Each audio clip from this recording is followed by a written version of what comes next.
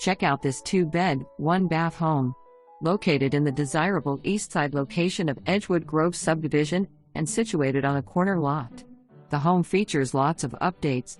The roof, siding and HVAC system were all replaced in 2019 with new laminate flooring, paint, refrigerator and gutter guards in 2022. The large living room leads into the bonus room with a peaked, wood-clad ceiling. This is the perfect space for a home office, craft area or playroom. The kitchen has space for a dining table and leads into the laundry room. The laundry doubles as a utility room and offers additional storage.